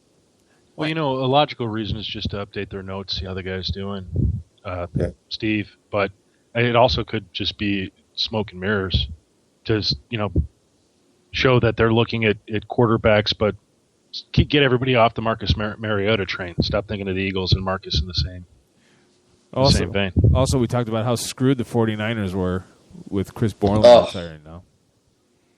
Well, the laundry list of what has killed them this offseason is too long. This is worse than when Carmen Policy got arrested. Did he get arrested? What happened? Something happened with him. Well, don't say he did if you don't know. Well, this is the part where I'm saying, "Hi, I don't really know," but it was funny to say. He was forced to sell the 49ers. Now this is where I take Jim off. He takes the headphones off. He gets all mad because I'm not accused. I'm trying to fix my hair. I look like I have a big forehead right now. I'm not accusing anybody of anything. There was a legal issue with Carmen Policy back in the day, and I can't remember what it was. So that's I'm throwing that out there. I was expecting you guys to remember. One of you guys remember, but not at all. No. I can't think. Your heavy breathing is getting me too excited. That's not my heavy breathing. This microphone I don't think doesn't it's pick mine. up. I think it's you, man. No. You are so close to that microphone. Oh my God! Just wait, because look at this doesn't happen when I'm on the air. It only happens after Jim comes on. So I do actually try to be conscious of that now in case it is me. But I swear to God, there have been times I had this all the way away from my mouth. And it turns out I could hear that. There's no breathing in the microphone now. Just saying. I don't know, Keith. I think Amy should start getting worried about you and that microphone. Yeah, well. Hey, well, listen. We've got 20 minits left. I got nothing. I know. We got off topic. This has been this has been fantastic, actually. It's like the old days. Yeah. Get completely off topic. We got a whole half an hour left, kids. So we got one more break left in us. Really? Yeah. Wow. One more short break. So it's been for all of the news, and there's really nothing that hasn't been talked about ad nauseum in the NFL. Do you Is think that why we just had that long pause? that's why we just had that long pause? 'Cause I'm looking at all the headlines, trying to think about what the heck could we possibly talk about. Still, Jim. So you've been posting a lot of articles. You got a free agency tracker on your site at thefantasygreek.com. If you had to, off the top of your head, pick a winner of free agency, who would it be? Well, I hate saying the Eagles. I mean, they've now solidified their backfield. They got a pretty good safety at the end of the day. What else do they got? They got a bunch of people. I'm pulling up my tracker now since you now ask me. See, but I plugged your site, so I figured it would be okay. It is okay. So let's see. I like what the Bills have done, at least initially. They signed C.J. Spiller. They've re-signed Jarius Wynn, Jerry Hughes. Those are two solid moves. The Matt Castle thing, I mean, that really is just going to depend what they can get out of him. And Percy Harvin's not a bad ad because it's a one-year prove-it deal. And he's either going to work wonders for him or we'll be talking about him again in a year. The Jets have been phenomenal. They re-signed David Harris, Willie Colon. They go get Brandon Marshall. They add Buster Skrine, Darrell Revis, Antonio Cromartie. They get some help at quarterback through Ryan Fitzpatrick. And then to boot, they add Marcus Gilchrist, who may not be the greatest free agent signing, but he certainly should do something to help that team. And certainly I think we're talking about the Jets contending for the division. Yeah, I know the Jets. I hate saying this because I hate giving the Bills any credit. But the freaking Bills really did knock it out of the park. And if Matt Castle can give them mistake-free football a la Alex Smith, then we may be talking about the Buffalo Bills winning free agency at the end of the year. I mean, you can't talk about it now because you can't see how it translates to the field, per se, just yet. But it very well may happen. See, that's why, and you can say that about all teams because when you bring in these big names, they still have to get used to the system, get used to the other players. That's why right now, and I'm going to kind of jump on the bandwagon of some other experts that have chimed on this. I would say the Green Bay Packers potentially are the winners of free agency because they were able to hold on to the majority of their big names. And when you have a team,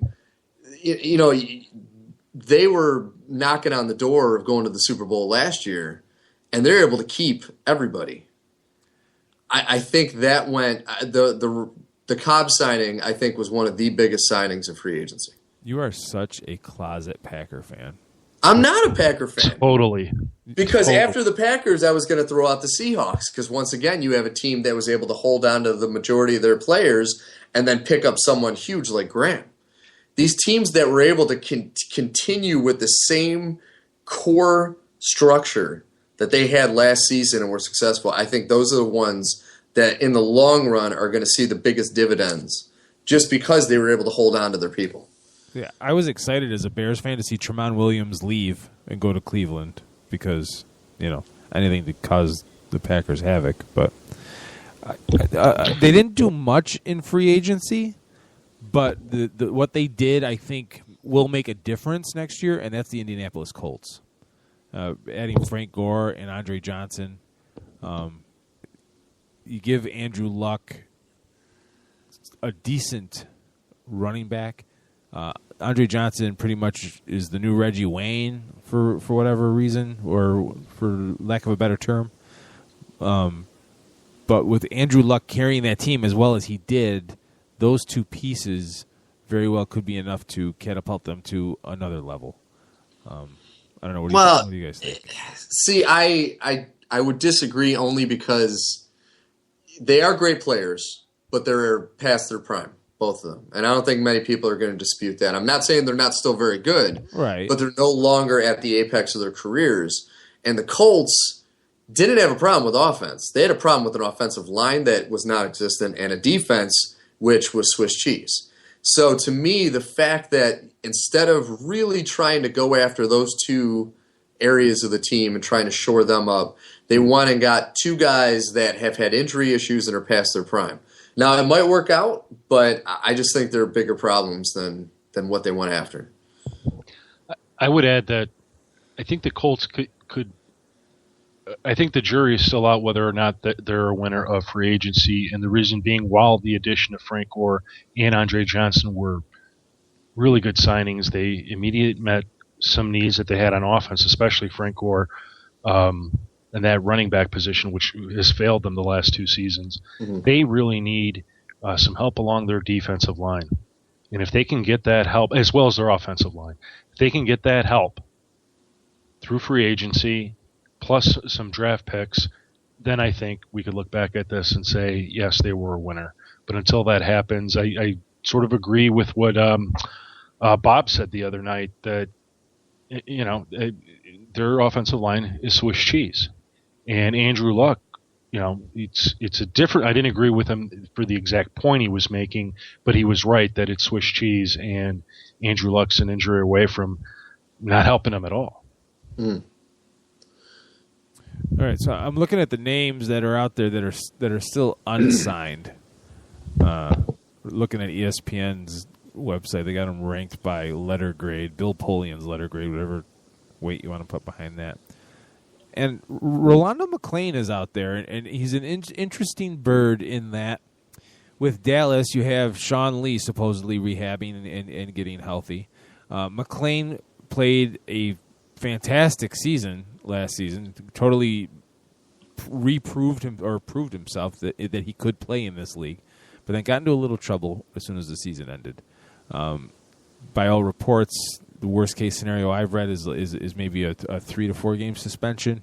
So I don't know if that would keep teams from shying away. But if you're the Cowboys, I almost think you want to hedge your bet by bringing him back. No? Anybody?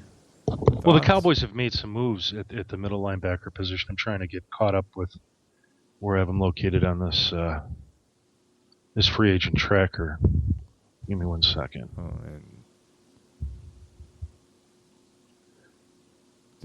So let's see. The Cowboys they signed 2 linebackers. Yeah, they signed Jasper Brinkley from the Vikings and linebacker Andrew Gachkar, who is a little-known linebacker from the Chargers, but who's very good. I agree. I think Rolando McClain would be a nice piece to bring back. I'm actually surprised that he hasn't been signed yet. Maybe that is something to sort of keep under your head as to why the Cowboys aren't running out there trying to immediately sign him. But he is one of the top 5 linebackers in this free agency class. So from my perspective, he's out there, and somebody needs to sign him within the next week. Yeah, if you need an inside linebacker help, he proved that he's worth a shot. Don't throw him a boatload of cash, but I would get him under. Not for nothing. If you're the Chicago Bears, and I know they're talking about Mason Foster. If you're the San Francisco 49ers, you need linebacker help. You know. Yeah, the Niners. They're probably the most desperate need. What did you guys think about Darren McFadden going to the Cowboys? We haven't talked about that yet. That was sort of an underwhelming announcement. I mean, I know I didn't jump up and go, "Yay! Give me it! Give me it! Give me the 5."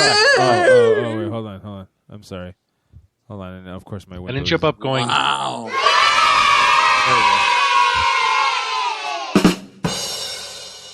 Yeah, I didn't feel like that. No. It was a little underwhelming, especially who was still out there. I think Brian Matthews was still out there. Yeah, they were going through the there were other Chip Kelly circus. What I considered better options, and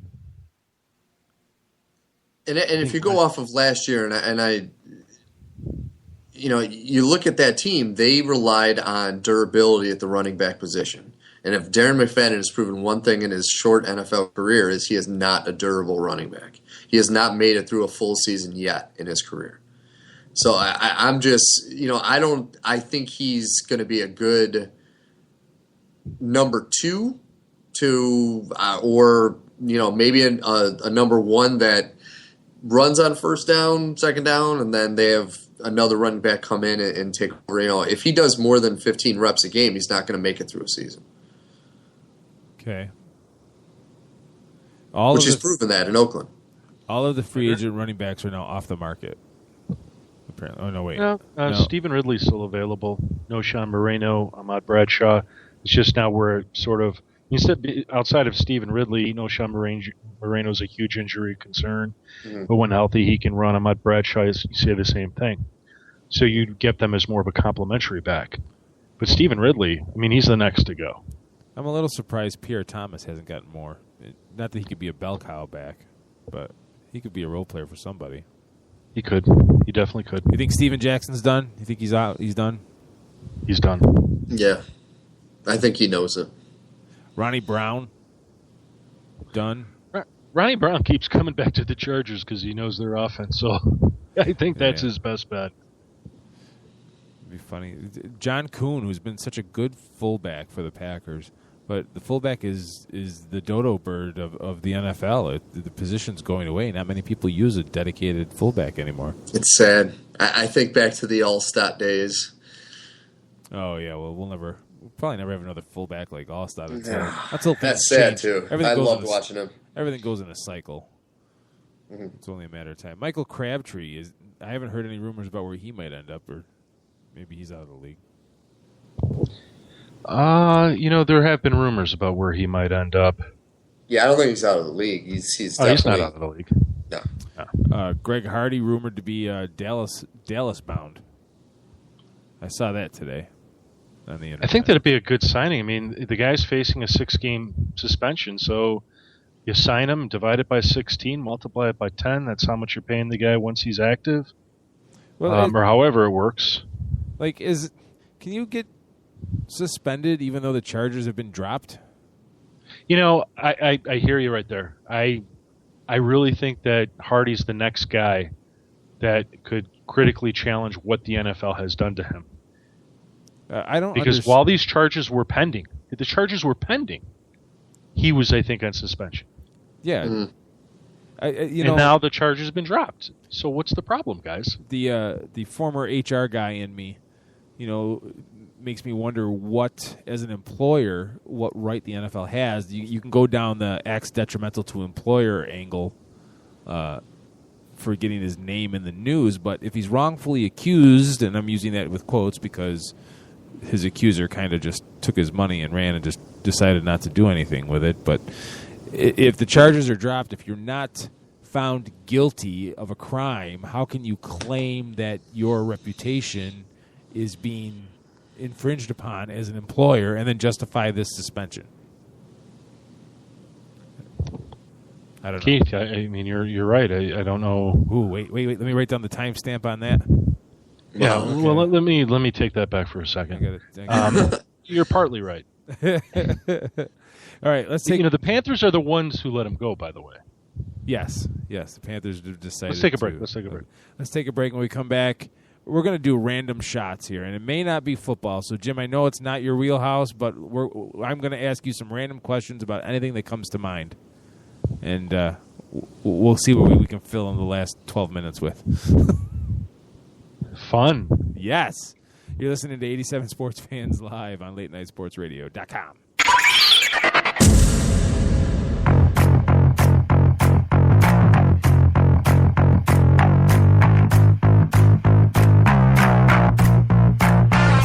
Let's go. Let's go. Let's go. Let's go. I declare a holiday. I won't be answering my cell. No emails or texts. No messages or text. I leave the front door open for the people that I'm close to. Life's short. We trying to get down like we supposed to. Scratch out all your plans. You got nowhere else to be tonight. Give it just a minute and I promise you'll see I'm right. Tell your people where it's at. If they don't know, they're gonna find out. Forget about the past, cause in here there's only right now. We don't need the speakers on your stereo to dance to. We'll just stomp our feet and clap our hands if we have to. And if you fall, girl, I'll be the one to catch you. The beat is in your bones, you just gotta let it pass through. We don't need no choruses or words to write a song. I'll just tell you what I'm thinking and we both can sing along. And when you're lost, all you gotta do is find your way to my house. They won't be able to see us with the lights out. Come on. There's nothing left to do. Turn the lights out. Baby, what's wrong with you? Turn the lights out. All you gotta do is want a little bit more. Girl, just shut the door. Turn the lights out. There's nothing left to do. Turn the lights out. Baby, what's wrong with you? Turn the lights out. All we gotta do is find a place on the floor. Girl, just shut the door. Turn the lights out. We're gonna make sure everybody gets the message. Plug the sucker in, we're gonna make this night electric. It's ending when we're finished and it's starting when we're starting. Leave your problems back at home, cause yo, it ain't that kind of party. I wanna feel your skin, I wanna hear you laugh. I wanna touch your hips with no chit chat distraction. You can grab my shirt, you can pull me real close, telling me there ain't a time that you've gotta be home. Cause tonight we're gonna act like every minute lasts a day. When you're this close to me, girl, the world is gonna have to wait. And everything you ever need is in this room, I got you. You don't ever have to leave, you can stay here if you want to. Dance till you sweat, scream until you see spots. Everybody's gotta have a piece of what we got. If you want it, all you gotta do is find your way to my house. They won't be able to see us with the lights out, come on. There's nothing left to do. Turn the lights out. Baby, what's wrong with you? Turn the lights out. All you gotta do is want a little bit more. Girl, just shut the door. Turn the lights out. There's nothing left to do. Turn the lights out. Baby, what's wrong with you? Turn the lights out. All we gotta do is find a place on the floor.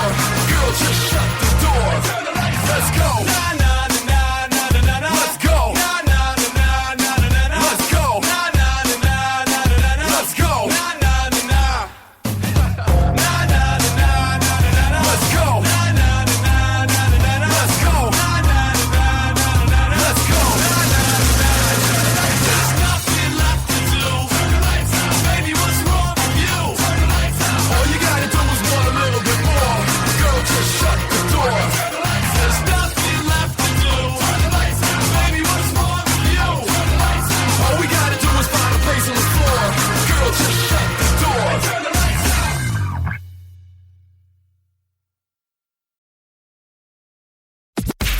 Who the hell can wait till morning? Talk now at latenightsportsradio.com.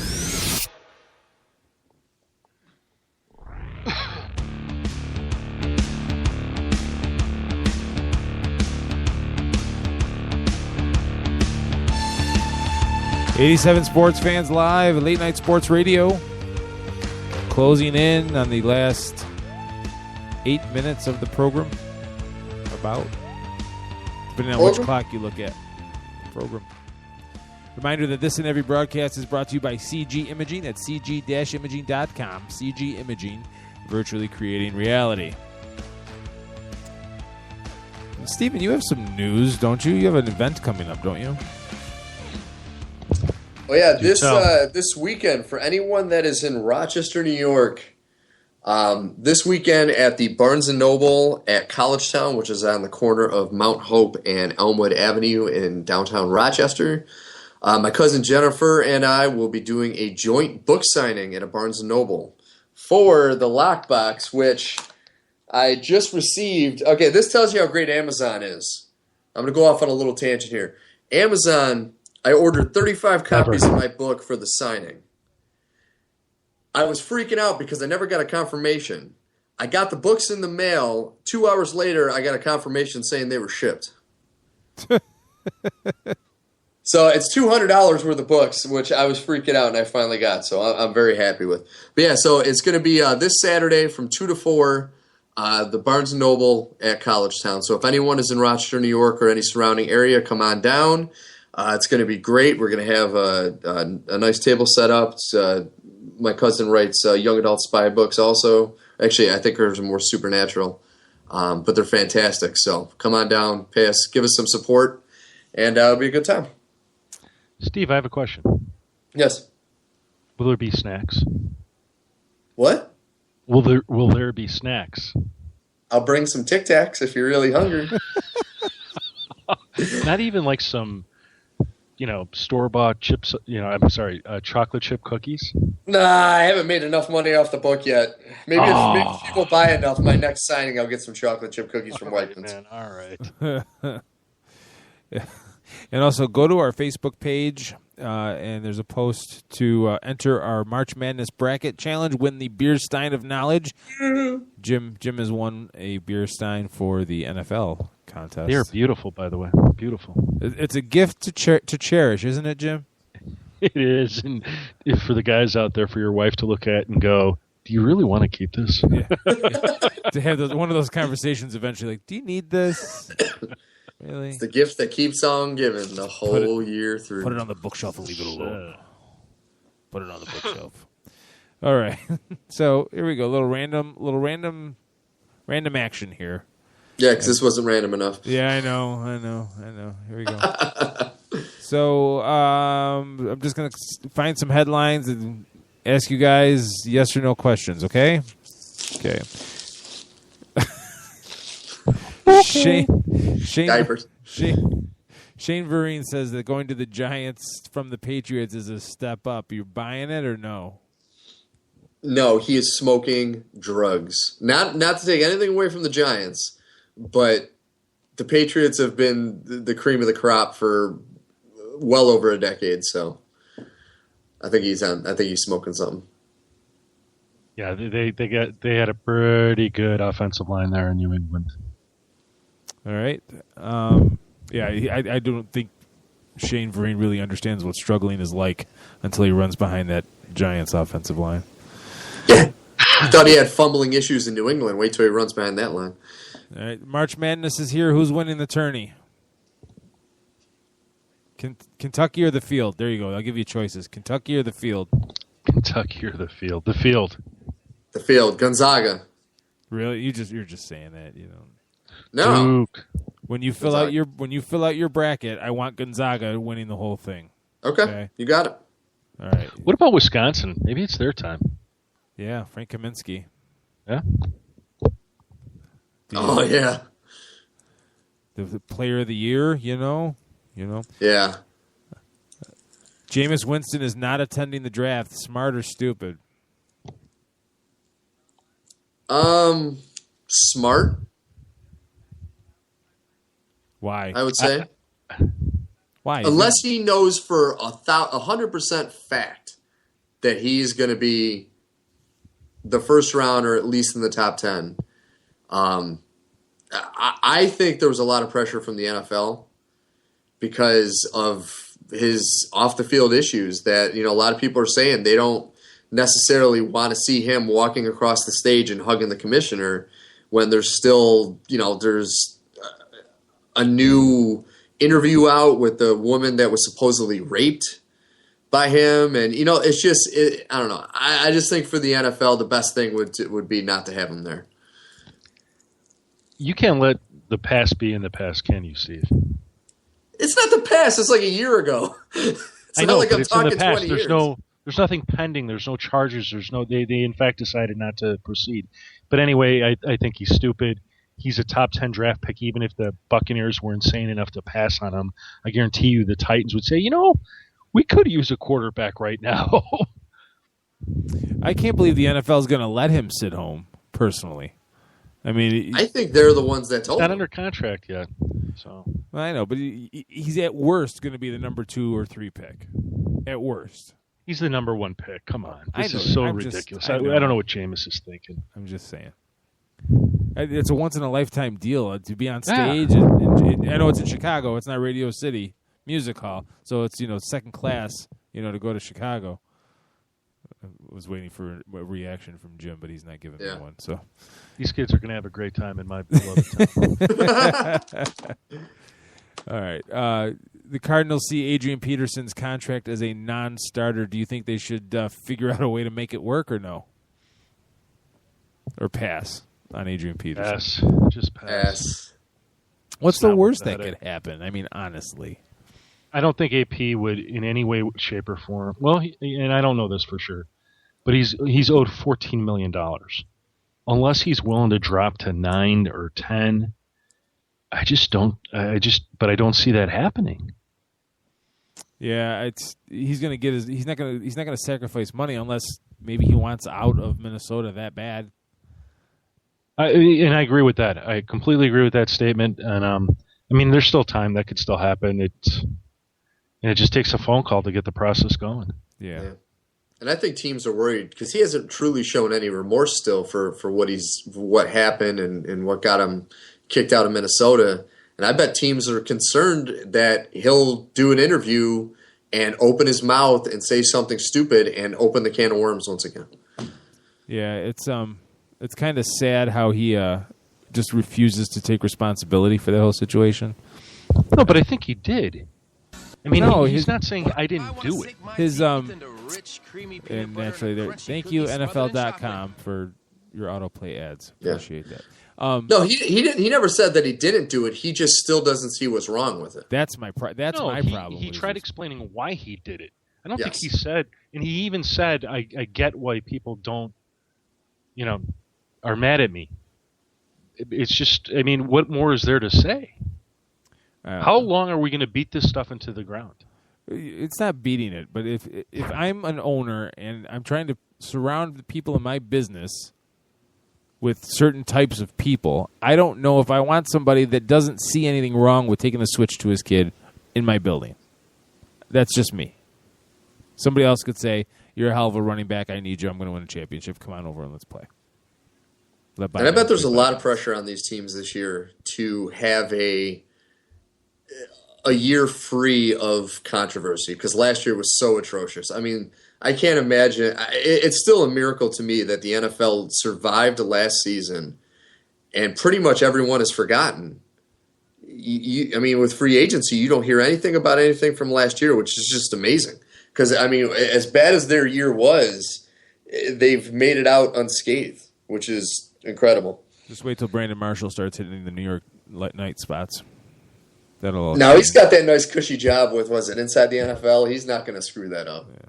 You know what, Brandon Marshall, while here in Chicago, I never heard a peep of him being out and about doing anything. So I just don't see that happening. No, it was in Miami, wasn't it? He had that big. He'll be a model citizen in New York. Tennessee Titans. Are they happy with Zach Mettenberg? What's your gut tell you? Or are they going to go quarterback in the draft? I think they're going to trade their pick to somebody. That's my guess. Somebody in the top 10, but they're going to trade it with somebody in the top 10 so that person can get a quarterback and they can still get a solid pick. Okay. Jim? I think they're going to have to be happy with him. I don't think they'll. If they trade, I could see them trading their pick if it gets some more picks. But to get the number one player in the draft at 2, it's too much to pass on. I think you're almost compelled to exercise the pick. You would think there's got to be a bunch of teams that are be willing to find a way to make a deal work. Tennessee could get a landfall or a windfall for that number 2 pick from a team like the Jets, the Rams. That really, I mean, you want to think of it. The Rams might be a quarterback away from contention. They have a decent defense. Mm-hmm. The offense is kind of evolving. They need that signal caller to take that next step. The Rams could be, not that they're going to go to the Super Bowl, but to be in the conversation, they might be a quarterback away, like a lot of teams are. It's not really saying much. But I mean, the Rams have Nick Foles, and I just don't. I think they're better off doing other things with their picks. Yeah. Like their offensive line is what comes to mind to me. If I'm their GM, my first couple picks are going to address the offensive line, period. You really have to believe Nick Foles is the guy, though. I don't know why you would. No, I think any quarterback, you need an offensive. No, you need offensive linemen on that team. And with that, we are out of time. Sorry, Thank Steve. you all for joining us. Steve's opinion goes to the wayside. He's got diapers on. As always. For Steve Taylor and Keith Grieve from 87sportsfans.com and Jim Sarantias from thefantasygreek.com. Catch him Wednesday nights, 10 o'clock right here at latenightsportsradio.com with the Fantasy Greeks NFL Power Hour. We'll see you all next Monday. Post-game show is brought to you by Christ, I can't find it. The hell with it.